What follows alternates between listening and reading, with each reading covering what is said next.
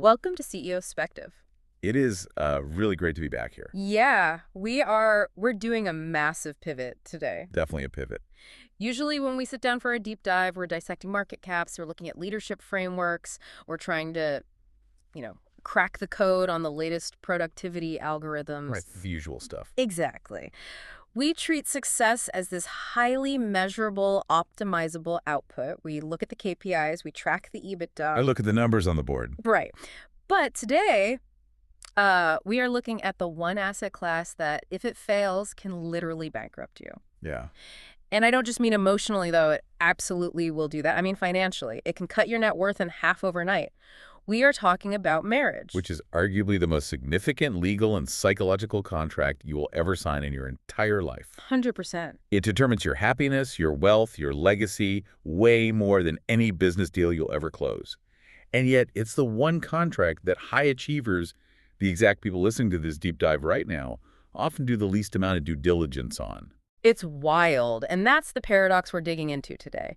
To help us navigate this, we are analyzing a fascinating and frankly kind of brutal conversation with James Sexton. Brutal's the right word for it. Yeah. For those of you who don't know the name, Sexton is a top divorce lawyer in New York City. He has facilitated the demise of thousands of marriages. I mean, he has seen it all. The absolute worst of the worst. He has a front row seat to the wreckage. Exactly. And I know you, the listener, are probably asking the obvious question right now. You're thinking, why on earth would I take marriage advice from a divorce lawyer? It's a completely valid skepticism. It sounds totally backwards. Right? But think about it this way.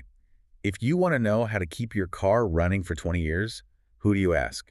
Do you ask the car salesman? The guy in the nice suit trying to sell you the shiny new model on the lot. Right. The guy who sells you the dream, the fresh leather smell, the horsepower, the wind in your hair. Or do you ask the mechanic who spends all day, every day, looking under the hood at engines that have completely blown up? You ask the mechanic every single time. Because the mechanic knows exactly why the engine seized. Yeah. They know it wasn't some random explosion that killed the car. Yeah. It was the fact that you didn't change the oil for 3 years. Yes. James Sexton is that mechanic. He spends his days dismantling relationships, digging through the wreckage of what used to be love. Yeah. And that gives him this incredible reverse-engineered blueprint for how to keep them together. It's the central irony of this whole deep dive. The man makes his living off divorce. He literally profits when love fails. But his advice is the ultimate guide to staying in love. And honestly, some of this stuff is deeply uncomfortable. Oh. It goes entirely against the Hollywood narrative of happily ever after. Because the Hollywood narrative is, as Sexton puts it, emotional pornography. Wow. It's a stylized falsehood. Real relationships have friction. Real relationships have intense boredom. So, our mission today is to decode the specific behaviors that lead high achievers to divorce. We're going to look at the cheat code rituals that prevent that romantic decay, and we are going to tackle the absolute taboos of prenups and money. And we're going to find the emotional core of long-term commitment. So let's unpack this. We have to start with the warning signs, the red flags that you don't even realize are red flags. The invisible ones. Right. Sexton starts with a concept that I think is so powerful because it's so incredibly subtle. He calls it slippage. Slippage is the silent killer. Yeah. When we think of divorce, especially in the media, we tend to think of the catastrophic event. Right? The affair, the blowout fight. Exactly. The day someone gambled away the life savings, the proverbial final straw. But Sexton argues that those are just the punctuation marks at the very end of a very long sentence. The real cause is slippage. I really love the metaphor he uses here. He says no single raindrop is responsible for the flood. Precisely. Slippage is the slow, barely noticeable accumulation of small disconnections. It's the text you didn't send.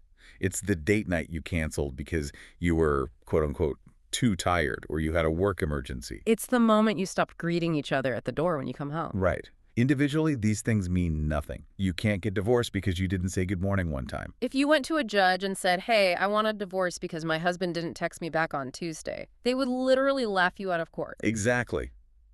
But cumulatively, they create a drift. And before you know it, you are miles apart. And here's where it gets really interesting for our audience specifically. Sexton points out a massive cognitive bias that affects high performers. Yeah. We ignore slippage because humans are fundamentally averse to temporary discomfort. Let's drill down on that. What does that actually look like in practice? Because I think we all do this, whether we admit it or not. Okay, let's say you notice a little distance in your marriage. Maybe the tone of your arguments has changed, or there's just a little less warmth in the house. To address it requires an awkward conversation. It Right. requires sitting down and saying, hey, I feel like we're drifting. Are we okay? Which is uncomfortable. It makes you vulnerable. Highly vulnerable. And it might start a fight you just don't have the energy for after a 12-hour workday. So we choose the short-term comfort of silence. We tell ourselves it'll pass. It's just a busy week. Q4 is coming up. We're just stressed. We prioritize the immediate peace over the long-term health of the relationship. But by avoiding that small, awkward check-in now, we are practically guaranteeing the massive, life-altering conversation of, I want a divorce later. It's kicking the can down the road, but the can is getting heavier and heavier every time you kick it. It's debt. You are accruing emotional debt with compound interest. And eventually, the bank comes to collect. That is a perfect way to put it. And Sexton mentions that high achievers, CEOs, entrepreneurs, type A personalities are often the absolute worst at this. The absolute worst. Why is that, though? You'd think people who are good at optimizing businesses would be good at optimizing their relationships. We live and die by feedback loops in business. Why do we completely fail at home? It leads to what he calls the high achiever's trap, Mm. or more specifically, the invisible partner syndrome. This part really hit home for me. He describes this dynamic where a woman, and he notes this is a very common pattern in his office, comes in to divorce a man who, on paper, is flawless. Polis. He's a great provider. He's a protector. He pays for the house in the Hamptons, the incredible vacations, the private schools. He is ticking every single box of the quote-unquote successful husband. And the guy is completely blindsided. He's sitting there in the lawyer's office saying, I did everything I was supposed to do. I worked 80 hours a week for us. I killed myself to buy that house. He feels like the victim. And that is the tragedy of it. The provider thinks he is fulfilling his role by funding the lifestyle. He views his absence as a noble sacrifice for the family. I'm doing this for you. But the partner, she feels like she has slipped to the absolute bottom of his priority list. Yeah. She is below the business, she's below the networking dinners, below the travel, below the golf game with a client. She feels invisible. She feels like an accessory to his success, not a partner in it.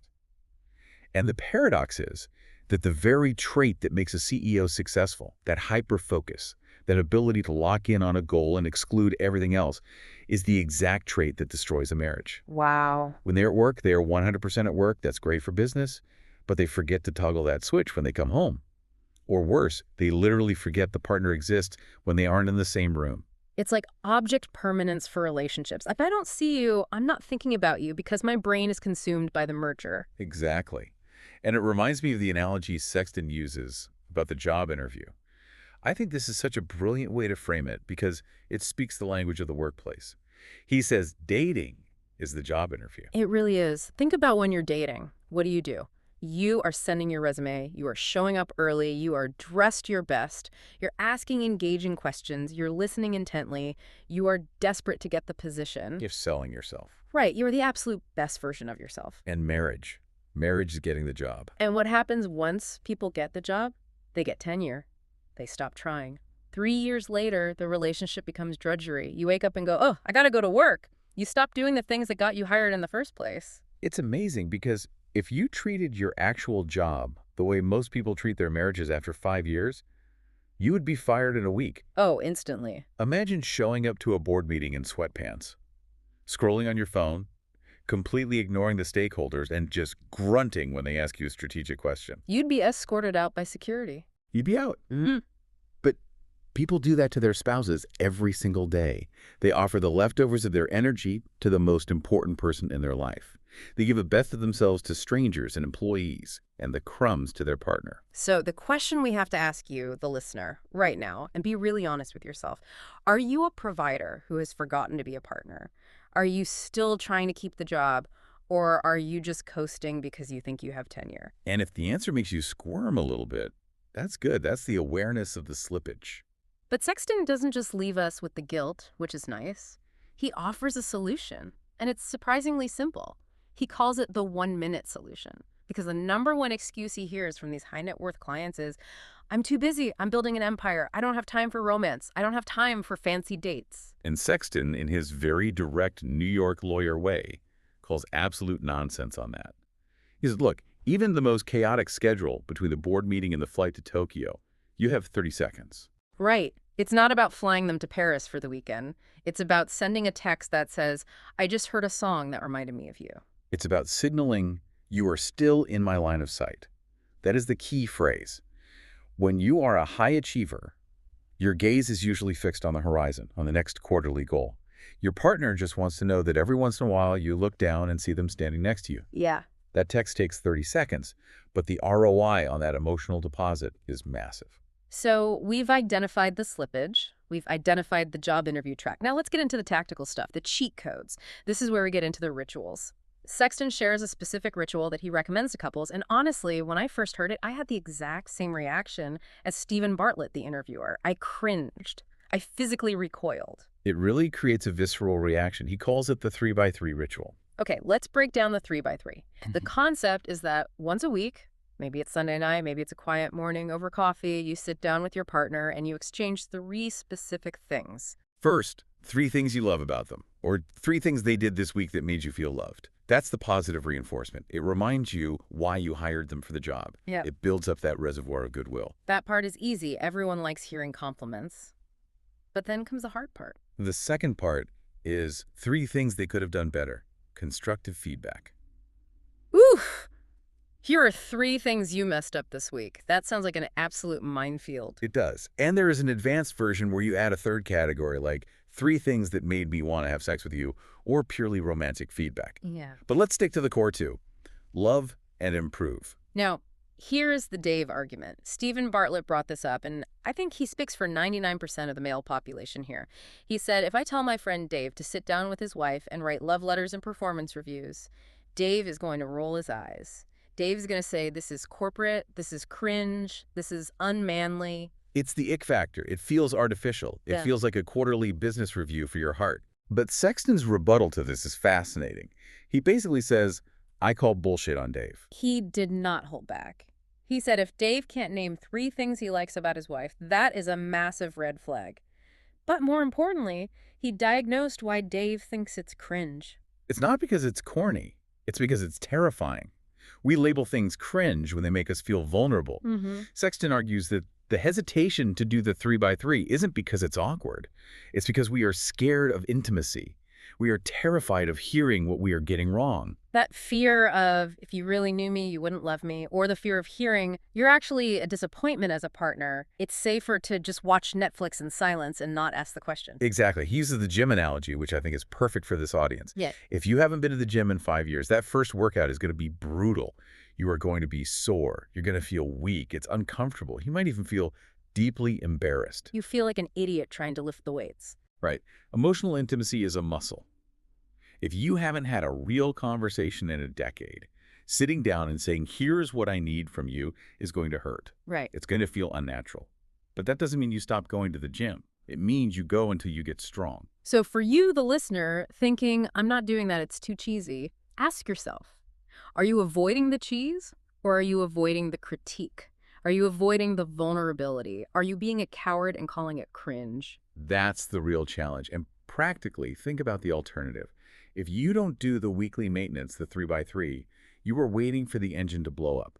You are waiting for the resentment to build until it's a full-blown divorce proceeding. A 5-minute cringe conversation is a hell of a lot cheaper than a 5-year divorce battle. That is a great way to put it. Now, there is another tool he mentioned that I think is brilliant, specifically for navigating conflict. He calls it the menu strategy. This is a game changer, particularly for the classic male-female dynamic where communication styles often clash. And obviously these are generalizations, but Sexton sees this exact pattern constantly in his practice. The pattern being partner A, often the woman comes home and starts complaining about a problem. My boss is annoying, the kids are driving me crazy, the dishwasher is broken, she is venting. And partner B, often the man immediately goes into fix-it mode. He's a problem solver. That's what he does all day at the firm. So he says, well, why don't you send an email? Why don't you hire a nanny? Call the repairman. Here is the strategic solution. And partner A gets furious. You're not listening to me. And partner B gets frustrated. I'm trying to help. Why are you mad at me for helping? I just gave you the answer. It's the classic friction of unmet expectations. So the menu strategy solves this. When your partner is stressed, you don't guess what they need. You offer a menu. You literally ask them what they want from the interaction. You explicitly say, I want to help.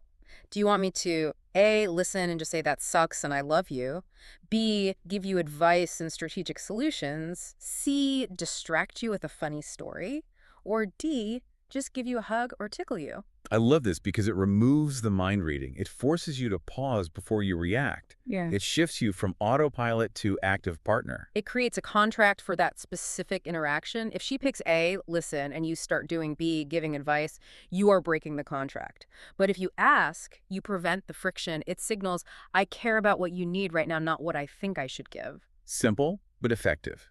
It's essentially setting the agenda for the meeting before the meeting starts. It prevents the misalignment that causes so many unnecessary fights. Okay, let's pivot. We've talked about the emotional warning signs. We've talked about the rituals. Now we need to talk about the legal reality, the absolute taboo. We are talking about money and prenups. This is where Sexton puts his lawyer hat firmly on. And he presents a paradox that I think most people completely miss. A prenup doesn't doom a marriage. It can actually make it last. That sounds completely counterintuitive. Most people think asking for a prenup means, I'm planning for this to fail. It's basically saying, I love you, but sign here in case I hate you later. It feels like you're keeping one foot out the door from day one. Sexton flips that entirely. He says a prenup forces you to have the hard conversations about values, safety, and money before the resentment builds. Yeah. If you can't talk about money when you are madly in love, how on earth are you going to talk about it when you hate each other? It's a stress test for the relationship. And he dropped a truth bomb that I think everyone needs to hear, especially if you think you are too romantic for a prenup. If you don't sign a prenup, you already have one. That stopped me in my tracks when I heard it. That's right. It's just written by the state legislature. Explain that, because I think a lot of people don't realize what they're actually agreeing to when they sign a marriage license. When you get married, you are entering a legal contract governed by the state. If you divorce without your own prenup, the state has a default set of rules, the government's prenup, that dictates exactly who gets what. It dictates alimony, asset division, custody. So the question isn't, do we have a prenup? The question is, do you trust your partner to write the rules of your marriage, or do you trust a judge who doesn't know you? Do you trust the DMV to run your relationship? Because that is essentially what you're doing. You are outsourcing the most important financial decision of your entire life to the government. Precisely. And to explain why this matters, Sexton used a visual analogy with M&Ms that explains the concept of community property. Let's visualize this. Imagine 3 buckets. Bucket 1 is my stuff. Bucket 2 is your stuff. And bucket 3 is the we bucket. When you get married, you are taking your separate buckets and pouring them into the we bucket. That's marriage. But over time, without a prenup, everything tends to get commingled. It's like smashing all the M&Ms together. You deposit a paycheck into the joint account. You buy a house with mixed funds. You inherit money, but use it to renovate the kitchen. And if you divorce, you are trying to separate smashed M&Ms. You can't tell whose chocolate is whose anymore. The red shells are mixed with the green shells. It is a complete mess. And that is exactly where the massive cost comes in. Sexton told a horror story about a friend whose divorce funded his wife's lawyer's move into a new skyscraper. Literally, the legal fees were so high they paid for the lawyer's new office building. That is insane. Because when you don't have a prenup, when you have smashed M&Ms, you have to hire experts to unsplash them. You hire a forensic accountant to trace the money. You hire a valuation expert to say the business is worth 0. She hires an expert to say the business is worth $1 billion. Those experts cost incredible amounts of money.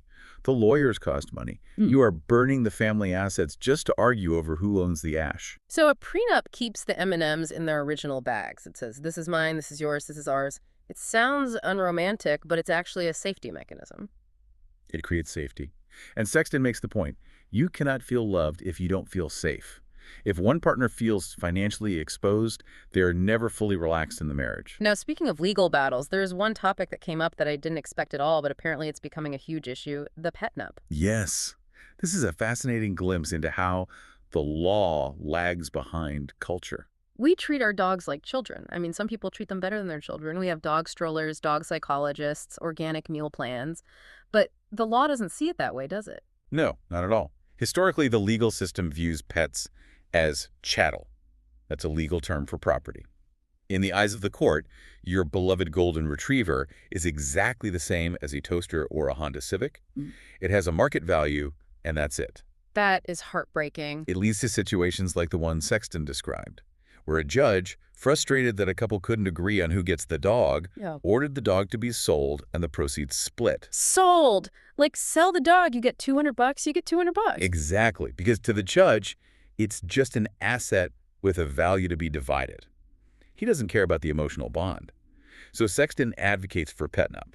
Decide now, while you love each other, who gets the dog, who pays the vet bills, who gets visitation. It sounds funny and maybe a little excessive at first glance, but it treats the pet with the dignity of a family member rather than a piece of furniture. And again, it's about having the hard conversation while things are good so you don't have a tragedy when things are bad. Connecting this back to the high achiever profile, there's a deeper reason why we avoid these conversations. Whether it's about pets, money, or feelings, it's about addiction. Yeah. But not just drugs or alcohol. Sexton admitted something very vulnerable here. He said work is his favorite narcotic. This is a profound insight for our audience. High achievers often use work to numb themselves.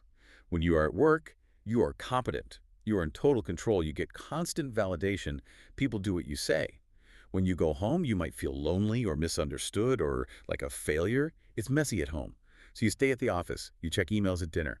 You use work to anesthetize the pain of disconnection. He used the potato chip analogy for cheating or disconnecting. He said, why do we eat the potato chips? Because they are there and we are hungry and tired. We cheat or we emotionally check out because we are depleted. We are addicted to screens, which give us this two-dimensional window into everyone else's perfect lives, and it numbs us to the real warmth of the person sitting right next to us. We are prioritizing financial KPIs, net worth, EBITDA, but we are ignoring the emotional KPIs. How do I feel? Do I feel loved? Those are the metrics that actually matter. But we don't track them until the business is bankrupt. And that leads us to the final and, I think, most moving part of the conversation. We move from the legal and the tactical to the deeply emotional core of why we do this at all. This part really struck me. Sexton talks about the goal of marriage. And it's not just staying together until you die. I mean, you can stay together and be miserable for 50 years. Right. Endurance is not the same as success. You can win a staring contest, but it doesn't mean you're having fun. He defines success as looking at your partner at the end of it all and saying two things. You helped me become the most authentic version of myself, and you are still my favorite person. That phrase, authenticity, it's become such a buzzword, but Sexton gives it real teeth here. He talks about the living arrow. This is from Khalil Gibran, right? Yes. The idea is that you are not trying to mold your partner into who you want them to be. You are not trying to bend the arrow to hit your specific target. You are supporting their flight. You are helping them become who they truly are. And often, we marry the potential we see in someone, or we marry the image we want them to project to the world. But real love is loving the messy reality of who they actually are. And to illustrate this, Sexton shared a very personal story about his mother. He had a difficult relationship with her. She was loud. She talked too much. She was highly emotional. And he was this reserved, tough guy, or he tried to be. He was hiding in his room with his Bruce Lee posters, trying to be stoic. He wanted to be a Shaolin monk, and she was this chaos agent in his life. Exactly. And after she passed away, he had a dream. In the dream, he was sitting with her. But for the very first time, she wasn't talking. She wasn't overwhelming him with words. She was just sitting there, silently patting his leg. And he woke up feeling this immense peace. The insight he drew from that is powerful. Words often get in the way. Right. We think we need to lawyer our relationships. We need to argue, explain, justify every little thing. We think communication means talking. But real connection, the deepest connection, is feeling safe enough to just sit in silence with someone. It's the power of simply being next to them. For a guy who talks for a living, a guy who literally gets paid $1,000 an hour just to talk, to say that silence is the ultimate form of connection, that says a lot. It brings us to his final truth. After 25 years of watching marriages disintegrate, after dealing with the super rich, the celebrities, the people who have absolutely everything money can buy, he concludes with what he calls the pile of nothing. Everything you have will add up to a pile of nothing except the people you loved. That is the haunting reality. You can only drive one supercar at a time. The accolades fade. The money is just paper or M&Ms. None of it creates a feeling of worthiness. The root of relationship failure, according to Sexton, is the fear of unworthiness. The fear that if you really knew me, the dark parts, the weak parts, you wouldn't love me. And marriage, in its best form, is the bravery to show those parts and be loved anyway. It is the only real antidote to the pile of nothing. So what does this all mean for us? For you, the CEO of your own life? We need to operationalize this. We can't just nod and say, oh, that's nice. We really do. We need to actively check for slippage. Don't let the drift happen. Send the text. Be the mechanic, not the salesman. We need to try the scary rituals. Yeah. Do the 3x3. Ask the hard questions. Even if Dave thinks it's cringe, be braver than Dave. Go to the gym. Have the hard money talks. Get the prenup, or at least understand the government's prenup. Treat your relationship with the exact same rigorous due diligence you treat your business. And finally, prioritize feeling overachieving when you walk through the front door. Because you can win the rat race and still come home to a completely empty house. That is the thought we want to leave you with. If your relationship was a job, would you have been fired by now? And more importantly, are you building a resume of assets that will just turn into a pile of nothing? Or are you building a legacy of people who actually know and love the real you? That is the real return on investment. Thanks for listening to CEO Spective. We will see you in the next deep dive. Take care.